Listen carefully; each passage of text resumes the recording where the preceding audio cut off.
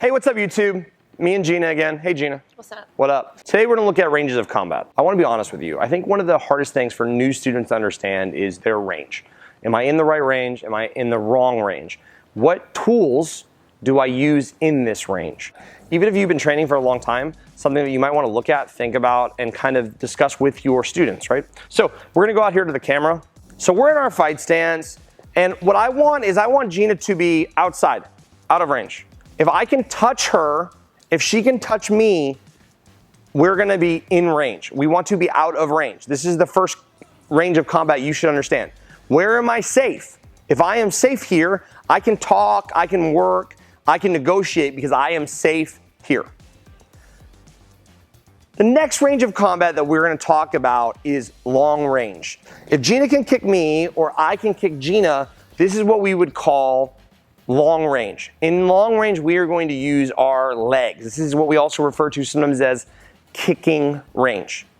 Notice, Gina can kick my leg, but she really can't punch me without moving. Try to throw punches? Yeah, there's nothing there. I really can't even punch her, even though my range is significantly longer than hers. Now, we're gonna go a step back. One step back from there, so she takes just a little step back, we would call this rim of fire. Rim of fire.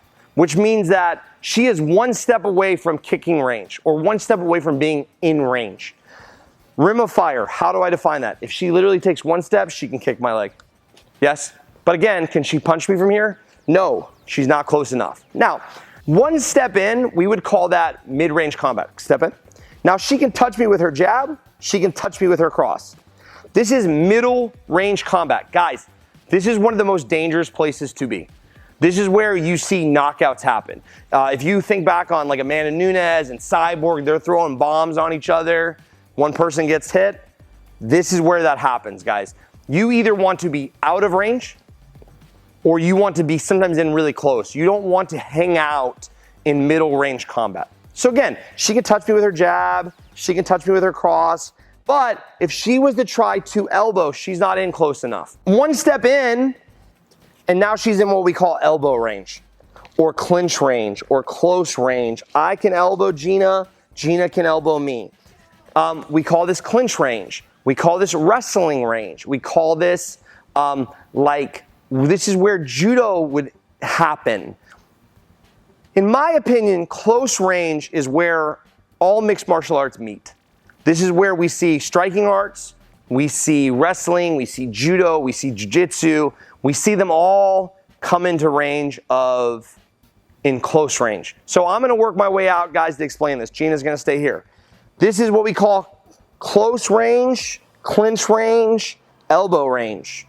I step out into middle range or striking range, okay? A little step from there, I am in kicking range.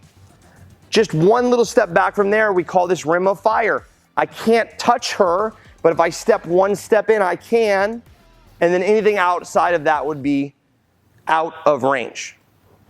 All right, bring it in. Guys, the last thing I want you to consider when it comes to range. Range is user dependent. What does that mean? My leg is longer than Gina's leg. So that means that my kicking range is going to be different than Gina's kicking range. I think that's very, very important for you to understand. So it's user dependent, right? It's also tool dependent. So what if Gina had a Glock? Her range changes, right? Her long range is much different because before her long range tool was her leg. If she has a firearm, her long range tool would be her gun. So that's what you guys have to understand about range. It is tool dependent and user dependent. All right, guys, please comment, like, subscribe, and of course, share on social media. Thanks, Gina. Thank you. She's getting taller, right? No. A little bit.